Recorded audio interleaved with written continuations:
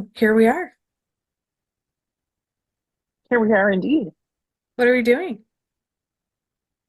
talking. And notice I have a quilt behind me instead of the wall with all the vintage machines and clutter and that I sometimes have. It's a quilt. Do you know what the name of this quilt is? No, Wanderlost. Because not all who wander are lost. I like it. Actually, it appeared in one in modern quilting. Was that the Golden Peak quilting Yeah, arts? it wasn't quilting art. No, it wasn't quilting arts. Oh, Maybe modern patchwork. No, it was Was one that of the Golden name of Peak it? Hmm. publications. Whatever. Yeah. I can't remember. It's all good. It's I Look at have us. We I've just popped we just put it behind us, Lori. We put it put it behind us. behind That's us, right. literally. Um, so do you know what I got in the mail today, Lori? Tell me. I got a jelly roll. Well, one of those, 2.5 inch by and all of my own. I've- All of your own. And did you open it yet? no, who Do you opens need jelly help with rolls? that? Well, Lori, in Terry's defense, it's not batik. Like I bought it. I bought her a Hoffman Kona um strips. I don't remember what they call it, like a roly poly or something. And no, that's probably like anyway, whatever they call their strips. Um, it's not Terry's favorite, so she doesn't really have to open it. But It might be an item to sit on top of the desk as a decoration. yes, because you know what colors? Okay, tell me. Well, I think technically it's called Birds of Paradise, but it looks like a sunset.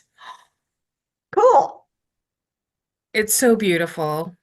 It's so beautiful. And you said Kona, so is it solids? Hmm. Nice. Yeah. I don't know anybody in this room who has a passion for solids. Do you? No. Hi, I'm Terry Lucas, and welcome to Quilters Rule the World. Although we've already started talking, and I tonight am wearing my favorite color, or one of them. Who else is here? I'm, Well, I'm I'm Lori Baker, and like I said, I put up a pretty quilt behind me this week just for you guys. Oh, it's and pretty. It is pretty. And you Thanks. talking over people. are, where's Michelle usually does it, so one of us has to cover for her. Yeah. And I'm Tracy Mooney, and I keep talking over people, and I forgot my tiara. Oh no. Now what do we do? Tracy, go get your tiara. No, I'm good. Okay. I think she'll be okay, Terry. I Same. think without it, she'll be okay. This isn't about her. Well, I'm fine, really. We're just gonna be like this today. We're just You know what? I think we do kind of need a goofy week. It is a goofy week. Although, I was wondering, you guys, well, you ladies, some of my favorite people in the quilting industry. Um, so we've been around the block for a while, the three of us. I think the only one who I think well, Lori, I think you may have been quilting the longest, but between you and me and Debbie and Michelle, I think Debbie's quilted longer than the two of us, and me and Tracy. Um, mm, so like I'm 32 years, I think. I started quilting. You started quilting right around the same time. Debbie started mhm. quilting a little bit before us. Um, So I'm wondering, what are the books that um have made your day or made your quilting career or made your life easier as a quilt maker or that you just love because they're pretty? There are dozens of books that I love because they're pretty. Ooh, okay. Dozens. Um, but probably the one that I've had the longest and used the most is an old Franz and Porter book. I think it's Quilts from the Heart. Oh, okay. And I made Zach and Kylie's wedding quilt out of it. It's just got some fun ideas, and I got it way back when I started, and I wasn't confident enough to just start putting things together like I do now. Right. Hmm. And what else? What other books? I did a lot of machine embroidery, so I've got several Jenny Haskins books that I Oh, really um oh my, Mary, I can't think of her name. Uh Michelle is here. We got her in. yes, We did. I feel better now. yes. Well, The now, screen is balanced because they're yeah. four people. That's true. So, Michelle, She's still um, connecting. oh, is she? It does say Zoom user. Hmm. Okay, you can change my name to whatever you want. We're having some kind of a cyclone here, so it was a Oh, little hectic yes. driving home. I I Good. I heard you're having an atmospheric river. No, they're calling it a cyclone bomb, so it's different Oh, apparently. it's different. Why Okay. do you guys have such weird things? It's Oregon. Also, hi.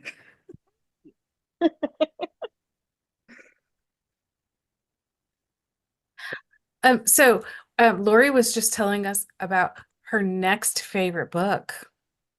Ooh, I can't think of the author's last name. Tracy, she came to see us it just in the office in oh, Golden. Mary Hurdle. Yes, yes. I all I could think of was Mary. She has some really fun applique. Really fun. What makes it fun? I like her style, the style of her drawings that she starts with. Cool. They're Mm, just real whimsical. mm. Okay, one more. You keep putting Lori on the spot. Come on. You know, I'm I was feeling bad. you have to understand this is my job. Like I want to give everybody else the floor. I want to make, I want Lori to get more comfortable doing this whole process. okay, then the the last of my favorite books are because he's a really good friend of mine, and that's Scott Flanagan. He's a Mhm. fairly new author. He's just got his third book out, and I haven't even seen it yet. No. I hear that it was in Houston, and I wasn't. That's How did so awesome. Yeah, I I, I love Scott. He's just such a nice man, and I really like his designs because hmm. I get bored with quilts that are block, block, block, block, block. And he doesn't do that. He does, four of these blocks and two of these blocks and six of these blocks. So it's way more interesting to make. Mm. And he Wait. uses lots of pre-cuts, like Mhm. you could use your present that you got, Teri, or Um, not. Well, okay, that would actually that would actually demand that I piece. Yes, yes, and that's not a good thing for you, is it?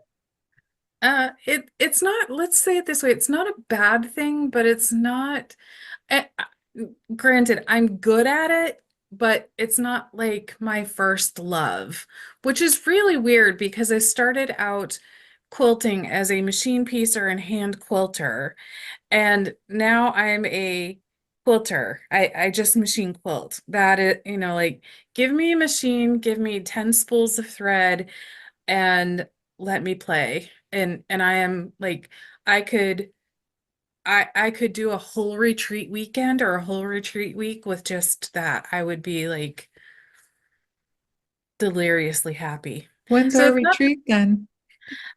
next week. Good. I don't know. I think we've been talking about planning one, so Hmm. we need to do something. Yes, That we would should be make that fun. happen. Mm. And now the interesting thing is, Tracy, you come to Texas very frequently. I do. I was going to say, I'm going to be in Texas next week. So When and where? I am going to be at Linda's in McKinney for Black Friday weekend. And And remind me where McKinney is. It's north of Dallas. Okay, that's what I was thinking. So if I could come see my son who lives east of Dallas, then we could have the three of us in Yeah. a fairly close. And Michelle, you'll just have to fly in. I know. I was just thinking, does Linda's have a retreat center? Like No, not yet. they have a classroom? Do they have a classroom? No, not yet. It's Well, been it's a a store that really has been taken over by thread and fabric, and we're looking to expand. Carrie, So Did you see my face there? Yes, I saw it. she said the word thread. You would think that one of us really likes thread. Mhm. no, Mm. Yeah, I could geek out for hours, probably, couldn't I? I'd pet yeah, it all, you I've know. seen you. I know. It's very fun. Mm. So, Tracy, Hmm. books. Tell us about your books. I have a lot of books, Shocking. a lot of books, and and it's funny because at this point I've made two two pretty decent moves, and I had to downsize my book collection. Are you okay? Barely. Yes. I still have such a huge amount of books and I can't get it down any smaller because I pretty much know everybody who's written the books or they're autographed. Yeah, we can't get I rid of our friends' I feel books. bad. Like I would feel bad. Mm-hmm. So I can't do it. And this time the movers when they came, they were just, apparently when I was not there, my they made a comment about my sewing room and my books especially, and my husband came to my defense because he Yay. was like, this is her job. You know, it's Like, not just, this is essentially her office. This is yeah, not a hobby. Mm, nope, yeah, right, right. judgy people. Yeah. What is it lately? So is there a book? I think you've mentioned to me a couple of times quilts, quilts, quilts. Hmm. That was the book that started it all. Yeah, that was the first Mhm. book I ever got. So that one was like a classic back in the 90s. And they reprinted it in the early 2000s, I believe. And what I really loved about that book was that it had really classic blocks. And the books went from very easy to, the most complicated in the book, which was a drunkard's path, I believe, was the last one. It was either a drunkard's path or a lone star, were the last ones in the book. So it was, you sort of progressed. And so you could make a sampler, you could make individual quilts, and with just one block, and they were all really beautiful. So yeah, so that was the book I started quilting with. So, Woo, woo. Do you still have that copy? I do.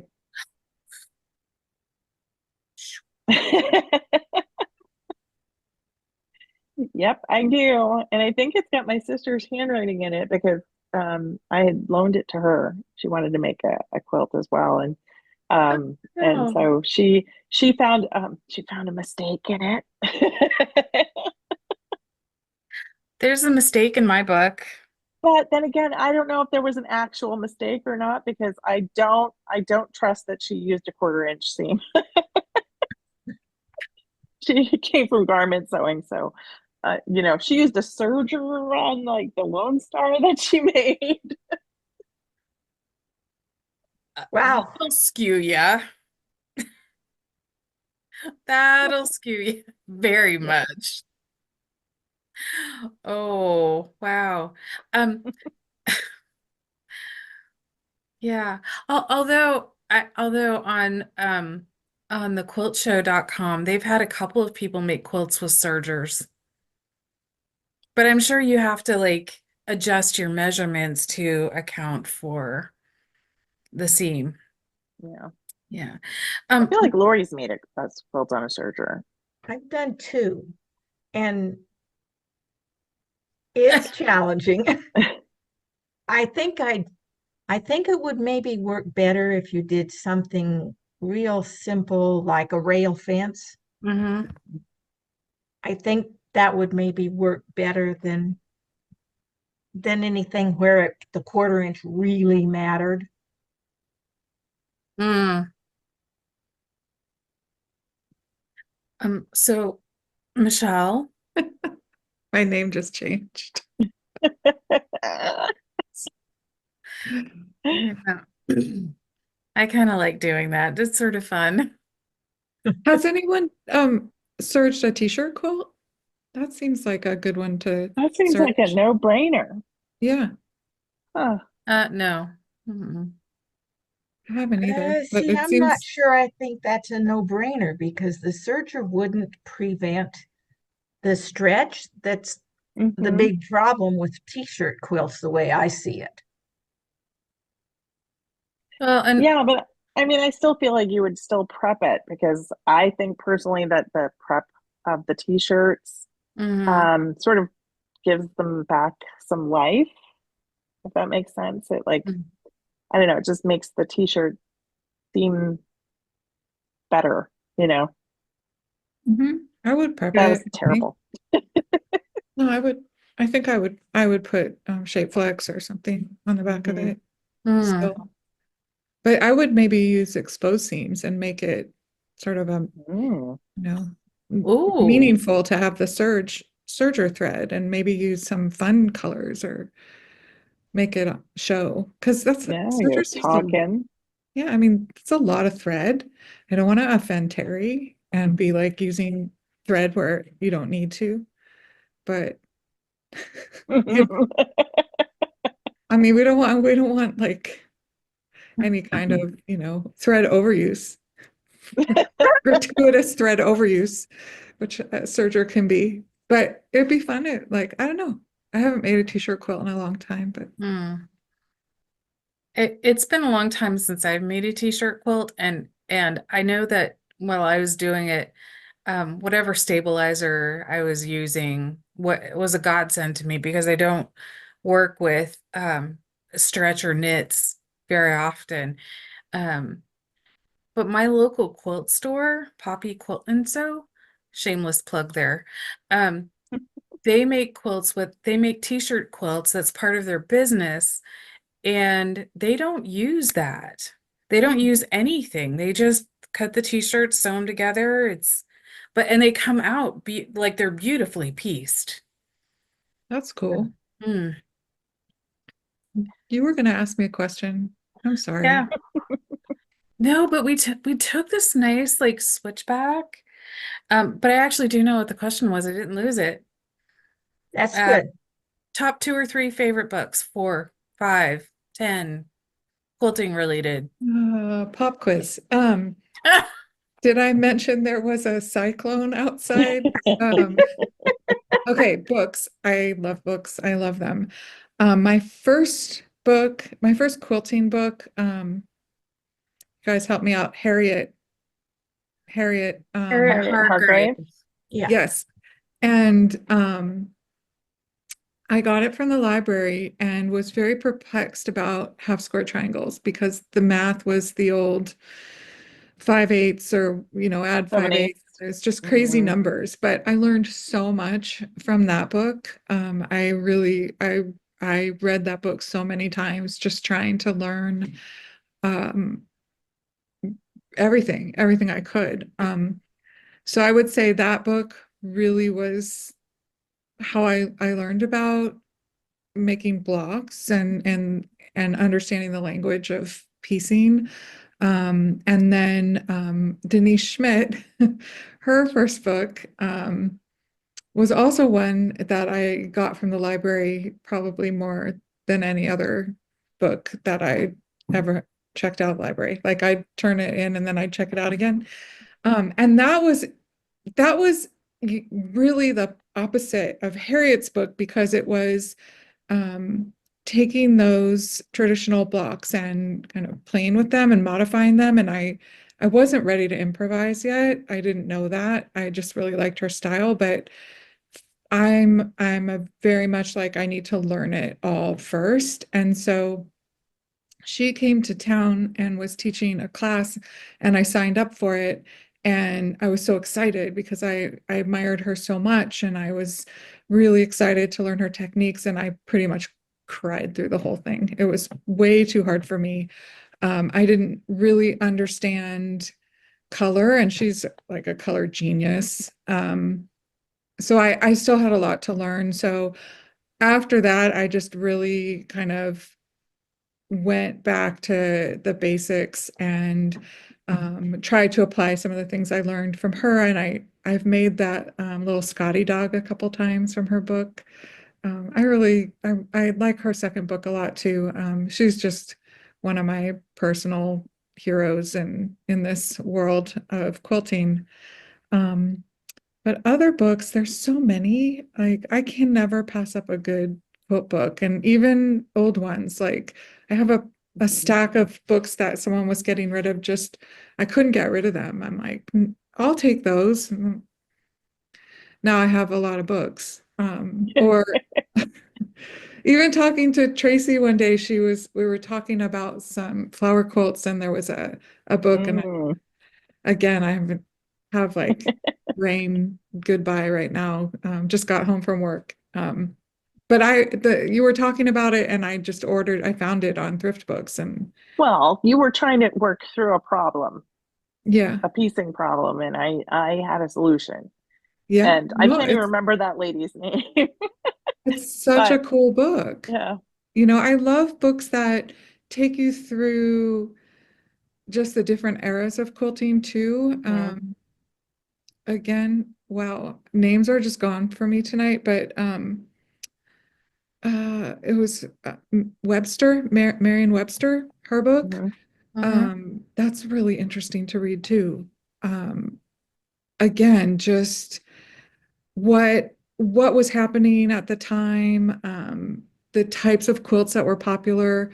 Oh, and I just got this book this summer about Depression era quilts and um, I think I have to go get it. It's such a great book. I heard the author interviewed on a podcast and it was an exhibit. I'm gonna get it. So Go get it. Okay. Go get it. yeah, it's an incredible book because it really changes what I knew about like Depression era quilting and a lot of quilting projects were funded by the government and Hmm. she really went into a deep dive about some of these projects and just found some incredible photos. So that's probably my most recent book that I've been reading, that, and then the Roderick's book, The Unexpected and Unconventional. That is one that I never, ever, ever get tired of looking at. It's just, I'll just pick it up, open to a page, and then I could be there for an hour. It's an incredible book. So I'm gonna go get my book. Stay tuned. I'll That be back. Roderick Kirchhoff book, Lori, I actually got a copy from the office Oh, when we yeah? moved, and it still has a shrink wrap around it. Like it's Is it still sealed. right? Nobody ever opened it? No, no, And doesn't that make you wonder, did they not realize how good it was? I don't think they did. Like there were when we moved, like I snatched up so many books that I was afraid were just gonna somebody was gonna just throw away because I Right? knew they were classic like historical books. Oh, All Right? right, go ahead, Michelle. Here it is. This is it. A new Guilford quilt. Oh, It's oh, incredible. interesting. This is, oh, I think I need to add that to my Christmas list. yeah, Oh, it's it's big. yeah, it's big. Wow. And Wow. then, of course, this was the other one I was talking about. Mm-hmm. I Yeah. picked that book up, Roderick's book up at here in town. We have a place called Handcrafters Unlimited, and in their back room they have like fabric and crafting notions, and then they have shelves of books. And I've rescued books from there, like for like $3 and under. Like Wow. Roderick's book I got for $3, I think. Oh, There, wow. yeah. There have been other authors, like they're friends of mine. So I will pick, I'm like, I'm taking that. Mm-hmm. Or like you, it's classic. And just having those classic books. And I had before when we I didn't get rid of books in the move, but there was a point in time where I thought I need to call my books. And then I thought, what a dumb thing to do. Only because sometimes like um books can get lost to history if you don't Yeah. know like why they were important at the time, or why it was important for different authors, or how different techniques actually kind of came into the current quilting lexicon. The cover of the book that you just showed us, it's dynamic. It's essentially a Lone Star, uh, or whatever they're calling it, but it's essentially that star pattern. But you also then see how far back it was used, and Mm-hmm. it's all done in solid colors. Solids have gone through a resurgence in the last 15 years. You also then see uh, that yellow was much more popular at a particular time Mm-hmm. and important. And I remember walking at market, I think maybe in Portland, walking into the Wyndham booth, and there was a fabric designer who had, I am telling you, the perfect yellows. They were just bright and cheery enough, and they weren't screaming in your face. They were just lovely yellows. And I don't know how the line sold, but it was just beautiful. It was just beautiful. Again, and it's um th- there's a daring boldness in using yellow, and yet she was probably using either what she had or what she could get her hands on at the time when she was making the quilt. So there's not only historical importance to that, but also how daring and bold quilters can be in their designs. So, In which Teri waxes poetic about yellow. we're not naming the episode that, although if you can. I mean, All right, we'll think about it. But when you're looking at a book like that, or you're looking at Mary Kerr's, she has a book. should be like within eyesight, but I think it's behind something right now. She has an art quilt book, very well done, and I have a couple of quilts in there.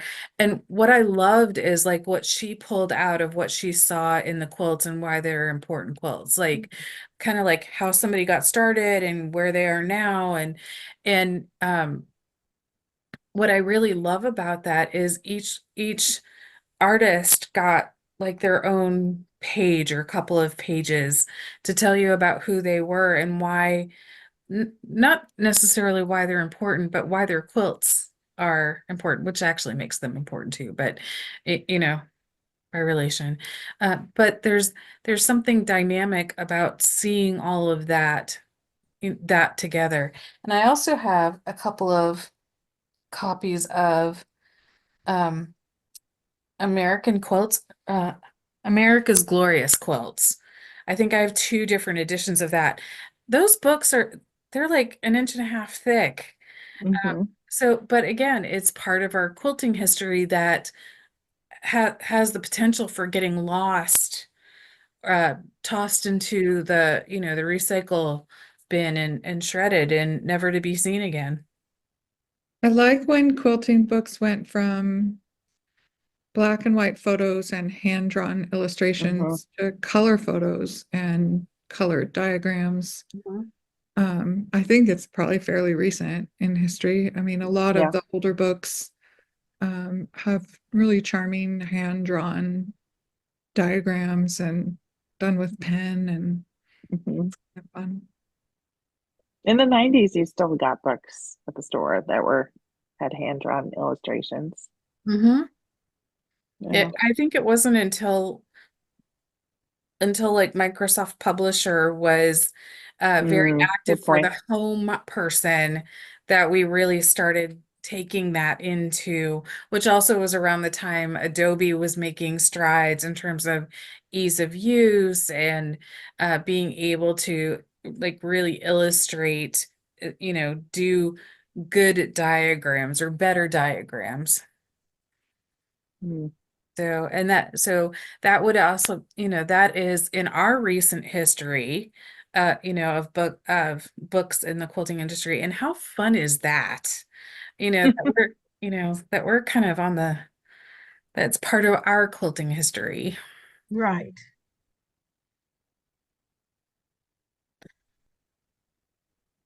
There's some of my books. They're right over there. There's a whole stack of them. There's a whole stack of my rescued books. They were in the wrong place. Did Um, anyone ask Terry what her books were? I don't think we no, did. no, Oh, I was Terry? artfully dodging it. No, you don't get out of it. I'm gonna put you on the hot seat like you did Lori. There you go. Um, can one of them be slightly selfish? Yeah. Okay. Color thread and free motion quilting. It's a good one. It's a great one. I I learned am. so much from that book. The author is Hmm. so smart. I know, so smart. I never would have thought of how like the color of the thread interacts with the color of the fabric. Mm. That in and of itself is pretty genius. I didn't come up with that concept. Like seriously, I did not come up with that. Quilters take into account how the thread interacts with the background. Most of them put the quilting into the background, and with the quilting, I'm Hmm. like, hey, here I am. But yeah, that is one of my favorite books. I also have there was a um there was a sampler book by, oh gosh, it was Quilt Sampler 1, and then they redid it Quilt Sampler 2. Again, kind of going through that same growing on technique. Now, did I ever make that quilt? No. But it's a good book. It's a good book to recommend, particularly for people who are in the beginning stages, to kind of explain to them. Like I've worked with a lot of, I've worked in stores, so I kind of have to sometimes teach on the fly. You get this book because it's going to teach you all the different Hmm. things. And what I love about books like that, or books that are like like hardcore teaching tools is that you can show people why you start out with like a 4 patch or a 9 patch or a rail fence or and then progress to a log cabin. Part of it is you get your cutting technique down here and then you get your, you get this technique down here and then tackle curves. So I really love those sampler books. And then I also love the beautiful picture books. Any quilt, any book that's got good pictures. So it's not one particular type of genre. But I can also tell you my favorite thing in any book, any book, seriously, is the dedication. I love the dedications. Um, Oftentimes it's people who helped create the book, but then there's all the other people like that helped create the book that you don't see. Like the on the inside cover, who's the publisher, who's the creative director, who's the illustrator, who's the photographer. There's a whole team of people. So I love the dedications. I love those kinds of things because it's like, oh, this person just really digs into that sense of community. So Terry, have you ever been to the Library of Congress? no, it would be on my bucket list of things to do. It's amazing. It's incredible. Yeah. You could find your book there. Yes, actually, I could. Every published book ends up there somehow. So yeah, it would be fun. It would be fun. And did you guys know that on my YouTube channel I have the book report? I did know. I But tell us about it. so I like telling people about books. Partly because oftentimes there's like really beautiful things inside, or there's a good technique, or a different view on a technique, or like somebody has just really dynamic color sense, and then a lot of what I'm seeing right now coming through is scrappy quilting.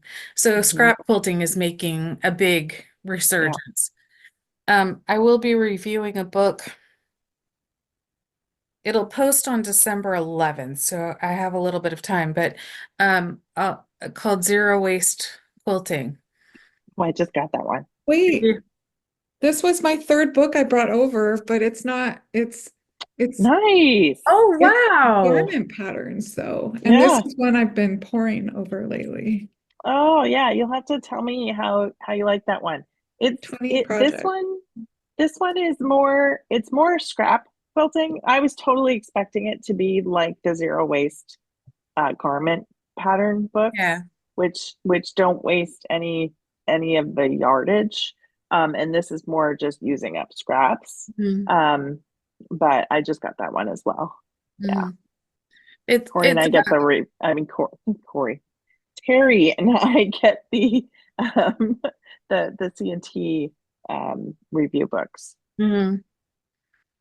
Can I Uh, make a confession? yes. Yeah. I am scared of scraps in quilting. I cannot explain this to you or to me, but like recently I was having a conversation about a quilt I designed, and the person that I was working with said, well, you don't have to, like, you can make it feel more scrappy. And I felt like this resistance. And then I felt like I had to just explain, like, I don't know how to make a scrappy quilt. Gosh, it feels so good to say that out loud. Like, I am truly baffled by scrappy quilting. There you have it. All It's right. So first I was like, I can see this about you. And then I was like, no, I can't. Because how many quilts have you made from men's t-shirt? I mean, men's shirts.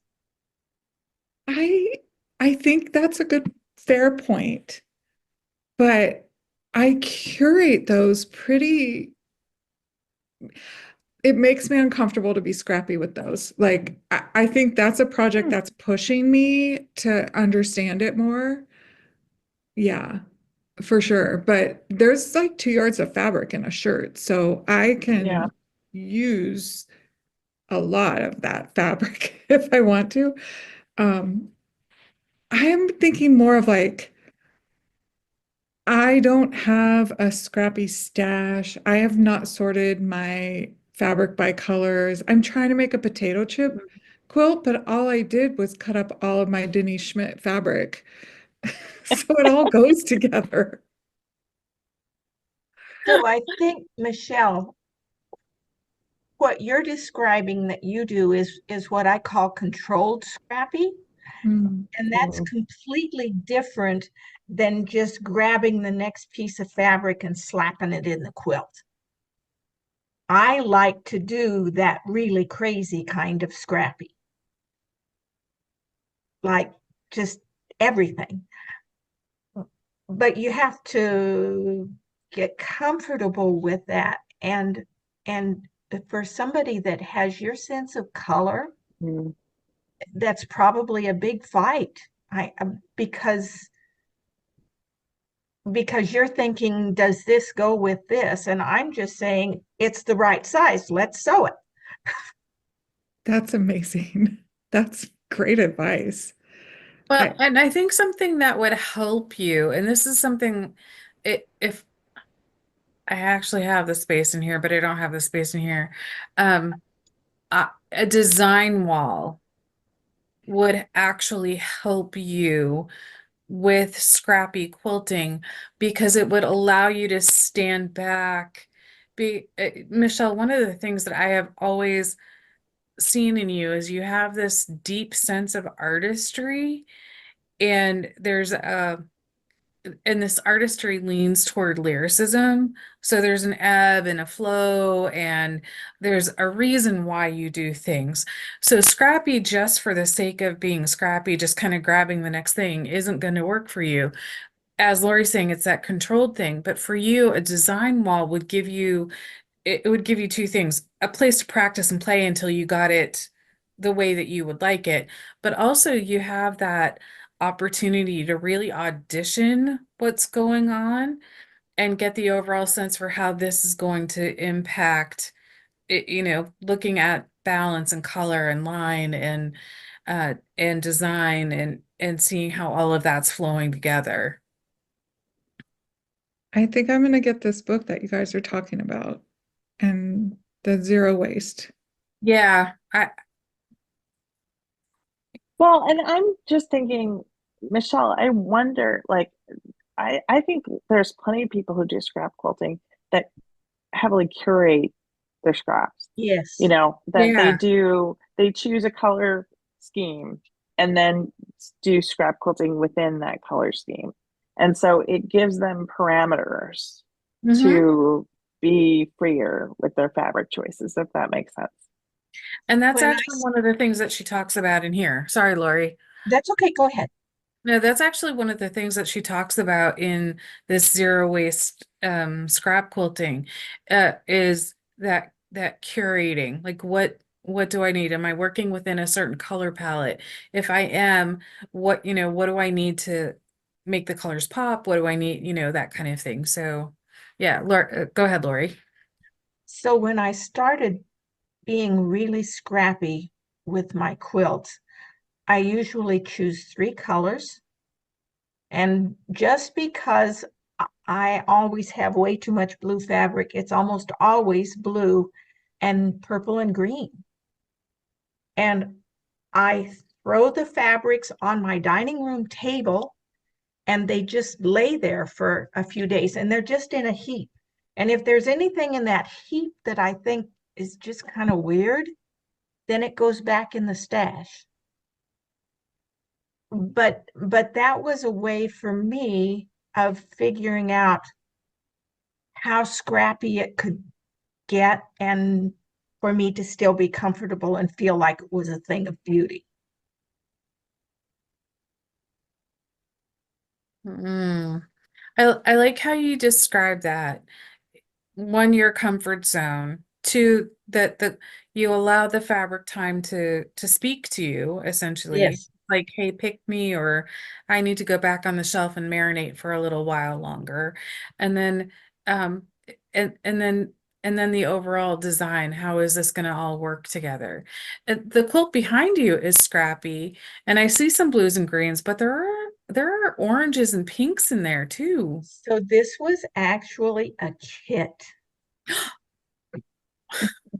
I went to a retreat with my sister and we took classes, and we took a class from Nancy Mahoney, and this was a kit. Now, Wow. the funny thing, you have my title as designer of dual-sided quilts. So since you brought this up, I have to tell you, it was a kit, so there weren't any scraps. And when I make my backs, I use all the scraps from the front. And as we were sewing, I jokingly said to my sister, I don't have any scraps. I'm going to have to use the dog ears. And she said, oh, you can have mine too. So this is a white on white fabric, and it's the dog ears just sprinkled on. I sprayed it with a spray adhesive real lightly, sprinkled on the dog ears, and then covered it with English netting. Amazing. And that's how I got the back of my quilt. That is genius. It's so funny. It's just such a fun story. I love it. I love it because like it's part of the quilt. It's not Uh-huh. just cast off somewhere. It's not just, you know, sitting in a basket waiting for something else to happen. Yeah. And I used them all, so there aren't any dog ears from that quilt Love left. it. Talk about zero waste. Right. Exactly. Oh, I also just love I just love the feel of books. Like quilt books aren't anything that I could do. I have a lot of digital copies of books. So let me preface this, but I would not go out of my way to purchase digital copies of books, in part because I love the feel of a book in my hands, right? I love looking at the pictures on the paper, that beautiful glossy paper that makes the quilts it makes the quilts shine up at you and go, hey, pick me, pick me, pick me. Very tactile. Mm, Hmm. I know it's about you. Oh, hmm. Michelle, I want to circle back to what you briefly mentioned about men's shirts, and I want you to tell us about the exhibit that you're in. Yeah. Yes. Thank you. I'm working with my friend Charlotte Flory, Mhm. and we named our project, which was very exciting. You know, that thing where you like try to come up with a name for like a year, and most of them are ridiculous, and some of them are kind of fun, and then you just kind of stick with one for a while, but you don't think, it's not right. Well, one day, I don't even know how we got to it. We said the reprintery. So that's the name of our overall project. And what the reprintery is we take either garment fabric or quilting fabric, and we add a print to it. We add decorative printing to it. And so Charlotte carves linoleum blocks, and we use those to print on the fabric. And the show that we're doing was a very last minute opportunity um, for a local gallery here called Well Projects. And they had a space for us and said we could do whatever we wanted. So Charlotte and I had been collecting some vintage and antique quilt blocks and quilt tops. And so this show, we're applying print over these pieces. So one entire quilt top has been reprinted. A bunch of blocks have been reprinted, and then we're mixing those with the textiles from the shirts, which have also been printed. So not necessarily reprinted because most of them are woven, yarn dye wovens. So I mean, it is a kind of scrappy. This um, exhibit's called A Thread Through Works in Process because as we were doing this and working on all these projects, we're like, there's no way we're going to finish any of these. And we realized that that was something to embrace in this particular exhibit, and that it is an interesting process.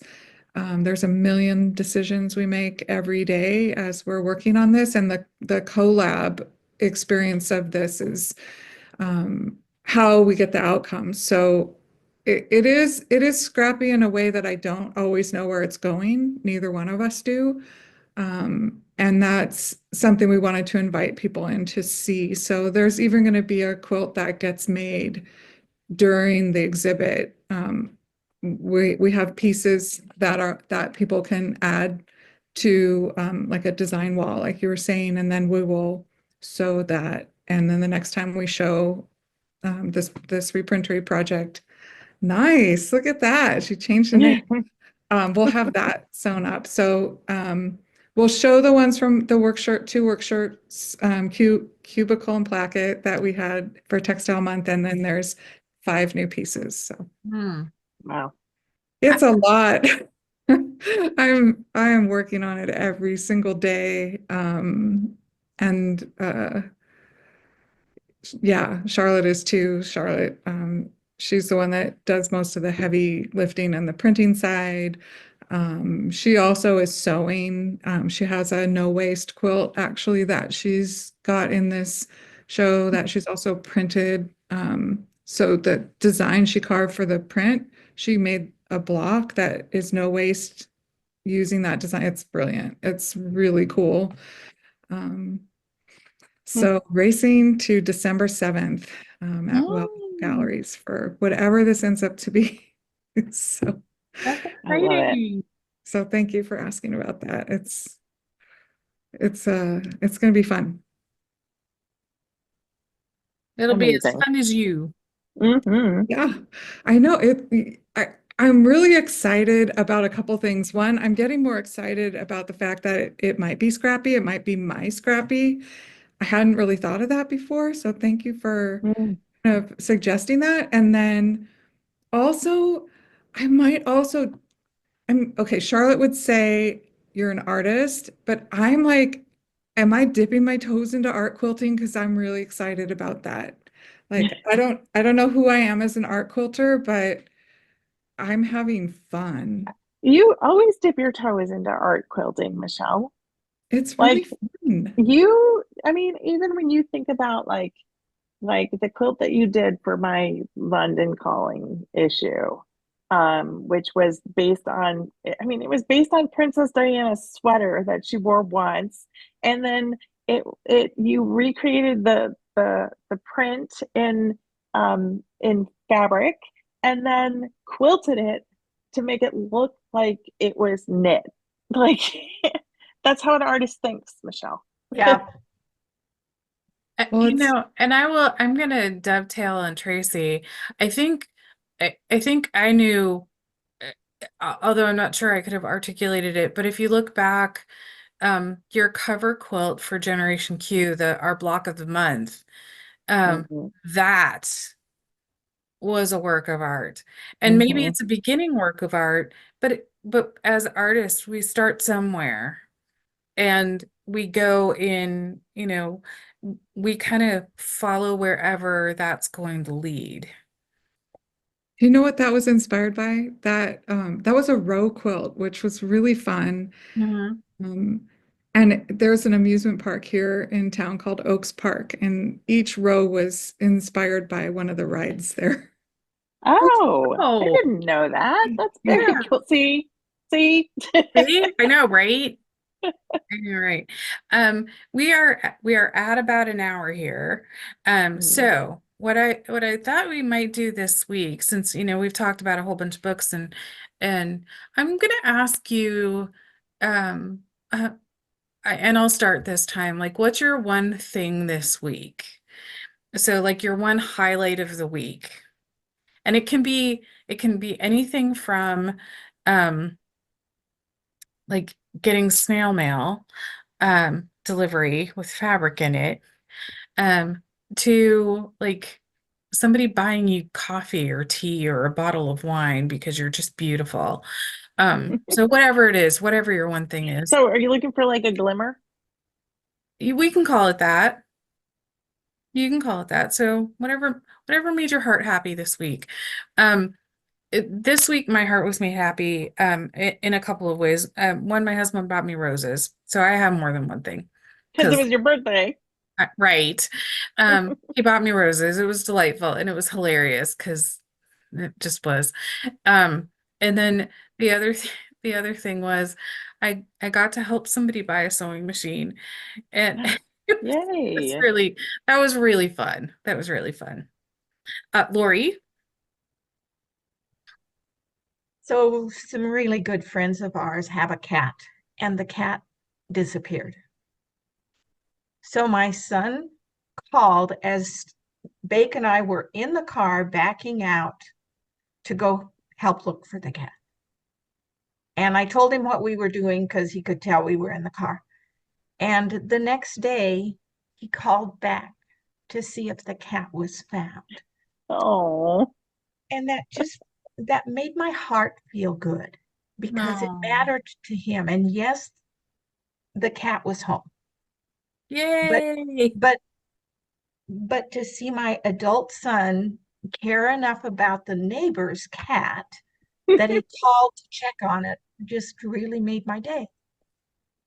That. Tracy. First, I want everyone who's watching to leave a comment below and tell Teri happy birthday. Um, Yeah.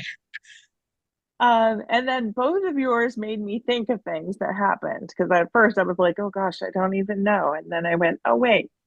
So I was having a conversation with Michelle about this. I took a Pilates class this week, and it's the first time I've taken a Pilates class in over 10 years. And it's probably the first like exercise class I've done in a while. And and Michelle and I were texting afterwards because Michelle does yoga, and we were sort of comparing how we both feel about yoga versus Pilates, and I said that the one thing it made reminded me was that I was still strong, and Mm. having RA and having, like I just feel like I'm falling apart sometimes this year, and um, and I was able to do it all. And so I was just like, wow, okay. Like I actually still have muscles. Look at that. And I still remember how to do these things. So that was one of my moments where I was like, even though I was tired afterwards and I was a little bit, I wasn't sore. I was um just a little inflamed afterwards from my joints.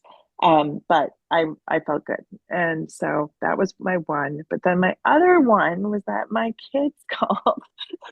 um, and so, adult kids, busy lives, and um, and my son calls, and he goes, "Oh, thank goodness, someone finally answered the phone."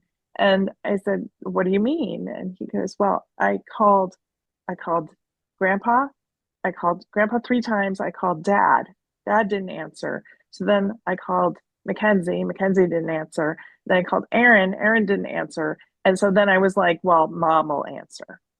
And which I was just like, I didn't know whether to like take that as a compliment or be insulted that I was so far down the list. Um, but he was basically buying airline tickets and was trying to like coordinate with all of those people. And then Aaron called. Aaron's my son-in-law, and Aaron calls after.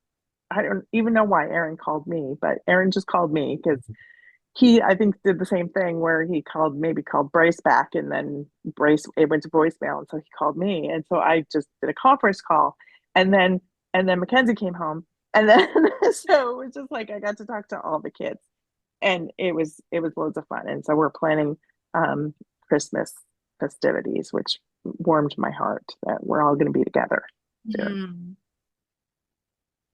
Michelle?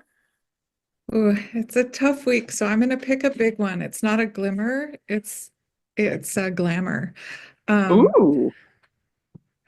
I have packed 50 quilts up that I will be bringing to do a trunk show at a guild, the Mid Valley Quilters Guild in Salem, Oregon, tomorrow.